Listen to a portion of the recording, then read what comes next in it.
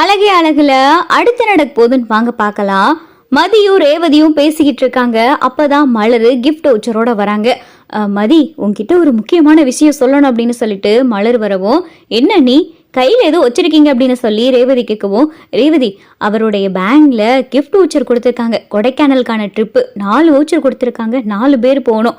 அண்ணி, அப்போ கொடைக்கானல் போறீங்களா அப்படின்னு சொல்லி ரேவதி கேட்கவும், ஆமா ரேவதி, நான் அவரு அதான் எங்க கூட மதியையும் சுரேஷையும் கூட்டிட்டு போகலான் இருக்கோம் அப்படின்னு சொல்லிட்டு மலரு சொல்லவும், நல்ல விஷயம், நீ போயிட்டு வாங்க அப்படின்னு சொல்லிட்டு ரேவதி சொல்லவும், கொடைக்கானலா அப்படின்னு சொல்லி மதி கேட்கவும், ஆமா மதி, நீ என் கூட வாயேன், சுரேஷ் கிட்ட பேசிட்டோம், சுரேஷும் சரின்னு சொல்லிட்டான், நீயும் வாயேன் அப்படின்னு சொல்லிட்டு மலரு சொல்லவும், இல்லையே, எனக்கு இப்போதைக்கு கொடைக்கானல் வர்றதுக்கெல்லாம் விருப்பம் இல்லையா அப்படின்னு சொல்லிட்டு மதி சொல்லவும், என்ன மதி, இப்போதான் புதுசாக கல்யாணம் ஆயிருக்கு, போயிட்டு வா அப்படின்னு சொல்லி ரேவதி சொல்லவும், இல்லை நான் வரலை, இவங்களை வேணா கூட்டிகிட்டு போங்களேன் அப்படின்னு சொல்லிட்டு மதி ரேவதியை கை காட்டவும், ஐயோ நான் என்ன புதுசாக கல்யாணம் ஆனவளா, எனக்கு கல்யாணம் ஆகி 7-8 வருஷத்துக்கிட்ட ஆச்சு, நீ இப்போ நீயும் சுரேஷும் போயிட்டு வாங்க, 2 பேரும் தனியாக கூட பேசிக்கிட்டது கிடையாது, நீங்கள் 2 பேரும் போயிட்டு வாங்க அப்படின்னு சொல்லிட்டு ரேவதி சொல்லவோ மதி தயங்கிக்கிட்டே இருக்காங்க. மதி வாய் மதி, ப்ளீஸ் மதி அப்படின்னு சொல்லி மலரு பேசிக்கிட்டு இருக்கையில, மலரு மலரு அப்படின்னு சொல்லி இங்கே ராஜலட்சுமியோடைய குரலை கேட்க, கூடவே மலரு மதி ரேவதி எல்லாரும் வராங்க. என்னடி அவகிட்ட பேசினியா, அவ சரின்னு சொல்லியிருக்க மாட்டாளே, ஒன்றும் கொடைக்கானல் ட்ரிப்பெல்லாம் போக வேணாம், நீ பாட்டுக்கு போயிட்டேன்னா வீட்டில் யார் சமைக்கிறது, அந்த வசந்தி ஏதோ ஏற்பாடு பண்ணி தரேன்னு சொல்ற, ஆனால் அவள் ஒழுங்காக சமைக்கவும் மாட்டா, அவள் சாப்பாடு விளங்கவும் விளங்காது, 3 நாளுடி, 3 நாள் வீட்டை போட்டுட்டு போறேன்னு சொல்றியே, நாங்களாம் என்ன பண்றதா, என்னாலாம் சமைக்கலாம் முடியாது, அந்த வசந்தி சாப்பாடும் நல்லா இருக்காது, நீ எல்லாம் ஒன்றும் போக வேணாம், பேசாட்டில் நீயும் பாக்கியராஜும் போகாம அந்த இதில் ரேவதி மாப்பிள்ள சுரேஷ் மதி 4 பேரும் போயிட்டு வரட்டும் அப்படின்னு சொல்லிட்டு ராஜலட்சுமி சொல்லவும், அப்பதான் பாக்கியராஜ், அம்மா இது எனக்கு கொடுத்த டிக்கெட்மா, அங்கே என்னுடைய பேங்க் ஸ்டாஃப் எல்லாம் வருவாங்க, சில மீட்டிங் எல்லாம் அங்கே இருக்கு, நான் போய் அதையும் அட்டன் பண்ணணும் அப்படின்னு சொல்லிட்டு பாக்கியராஜ் சொல்லவும், ஓ அது வேற இருக்கா அப்படின்னு சொல்லி ராஜலட்சுமி சொல்லவும், ஆக மொத்தம் ராஜலட்சுமியோடைய முக்கியமான எண்ணம் எல்லாமே மலரை அனுப்பக்கூடாது, மலர் வீட்டில் இருக்கணும், மலர் 3 நேரமும் சமைச்சுக்கிட்டே அடுப்படியில் இருக்கணும் அப்படின்றது தான் ராஜலட்சுமியோடைய நோக்கம். இது மதிக்கு தெரிஞ்சு போயிடுது. சட்டுன்னு பார்த்தா மதி, நான் வரேன் அப்படின்னு சொல்லிட்டு மலர்கிட்ட சொல்லவும், மலர் ஆச்சரியமாக பார்க்குறாங்க. ராஜலட்சுமி பார்த்தா வாயடைச்சு போய் பார்க்குது. என்னடி ஏதோ வரமாட்டேன்னு சொல்லிக்கிட்டு இருந்தியா, இப்போ உடனே வரேன்னு சொல்கிற அப்படின்னு சொல்லி ராஜலட்சுமி சொல்லவும், இல்லை எனக்கு போகணும்னு தோணுது, அதனால போகணும்னு சொல்கிறேன், நீங்களும் கிளம்பிடுங்க, நீங்கள் நான் உங்கள் ஹஸ்பண்ட் அப்புறம் அவர் 4 பேரும் போயிட்டு வந்துடுவோம், அப்புறம் பாப்பாவும் வரால அப்படின்னு சொல்லிட்டு மதி கேட்கவும், ஆமாம் மதி பாப்பாவும் வரா அப்படின்னு சொல்லி மலரு சொல்லவும், மதி பாட்டுக்கு ரூமுக்குள்ளே போயிடுறாங்க.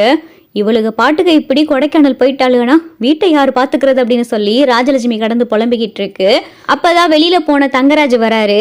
என்ன மாமா, ஏதோ பேச்சு சத்தம் வெளியே வரைய கேட்டுக்கிட்டு இருந்துச்சு அப்படின்னு சொல்லி தங்கராஜ் சொல்லவும், அது ஒன்றும் இல்லை மாப்பிள்ள, பாக்கியராஜோடைய பேங்க்ல ஏதோ கிஃப்ட் வவுச்சர் கொடுத்துருக்காங்களாம், கொடைக்கானல் போகிறதுக்கு 4 பேர் போகலாமா, அவங்க 2 பேர், அதான் கூடைய சுரேஷும் அந்த பொண்ணும் போகிறதுக்காக பேசிக்கிட்டு இருந்தாங்க, 4 பேரும் 3 நாள் கொடைக்கானல் போகிறாங்களாம் அப்படின்னு சொல்லி இங்கே ராகவன் சொல்லிக்கிட்டே இருக்கையில் அப்போதான் தங்கராஜுக்கு ஒரு ஃபோன் வருது.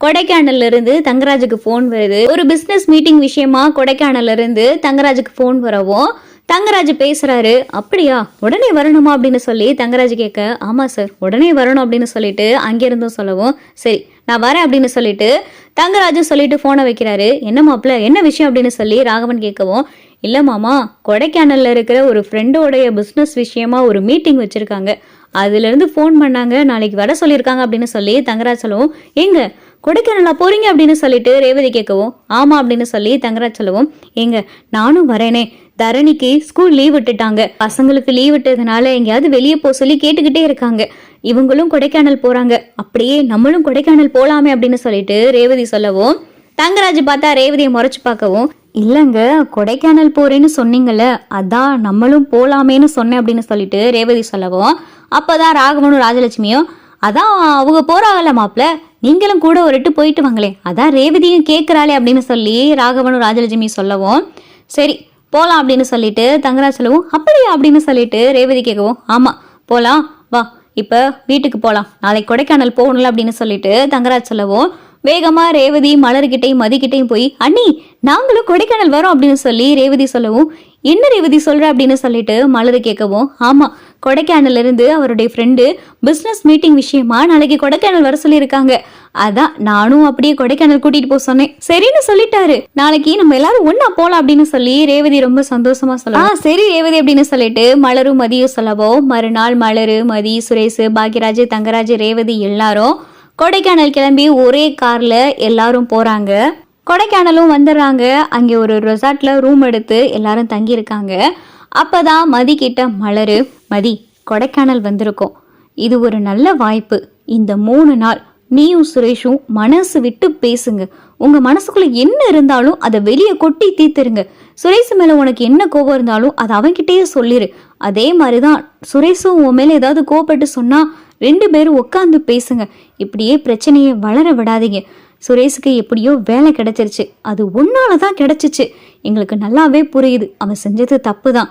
ஆனா இதுக்கப்புறம் நீங்க 2 பேரும் நல்ல ஒரு கணவன் மனைவியா வாழணும், அதுதான் என்னோட ஆசை அப்படின்னு சொல்லிட்டு மலரு சொல்லவும், மதி பார்த்தா அமைதியாவே இருக்காங்க.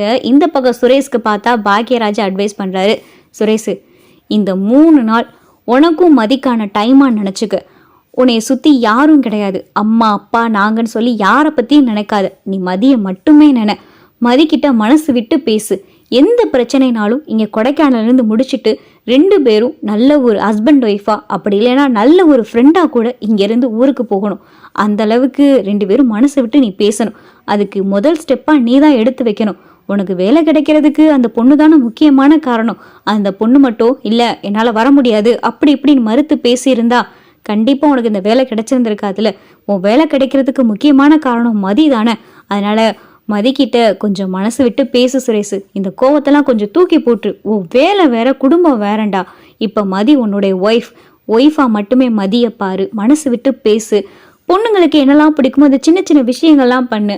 அந்த பூ வாங்கி கொடுக்கறது, சர்ப்ரைஸ் பண்ணுறது, கிஃப்ட் வாங்கி கொடுக்கறது அப்படின்னு சில விஷயங்கள்லாம் பண்ணி அந்த பொண்ணுடைய மனசை மாத்துடா. அந்த பொண்ணு உங்ககிட்ட நார்மலாக பேசுகிற அளவுக்கு நீ நடந்துக்கடா அப்படின்னு சொல்லிட்டு பாக்யராஜ் அட்வைஸ் எல்லாம் பண்ணவும் சுரேஷோடைய மனசும் பார்த்தா ஓரளவு மாறிடுது. பரவாயில்ல, ஏதோ நம்மளை அப்படி இப்படின்னு இப்போ பேசினாலும் கோவப்பட்டாலும் சரின்னு சொல்லிட்டு அவ்வளோ தூரம் என்கொயரிக்கு நம்ம கூட வந்தாலே அவளால தான் வேலை கிடைச்சிச்சு.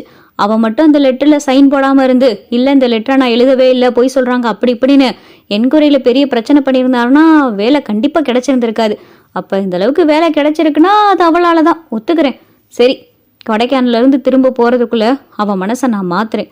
அவளும் நானும் நல்ல ஒரு புரிதலோட இங்கேருந்து போகணும் அப்படின்னு சொல்லி சுரேஷும் மனசெல்லாம் தேத்திக்கிட்டு பொக்கே ஷாப்பில் போயிட்டு ஒரு நல்ல பொக்கே வாங்கிக்கிறாரு. இந்த பொக்கேவை மதிக்கிட்ட கொடுத்து பேசணும் அப்படின்னு சொல்லிட்டு நல்ல ஒரு பூவாக இருக்கிற நல்ல பொக்கேவாக வாங்கிட்டு மதியை பார்க்கறதுக்காக ரூமுக்கு வராரு.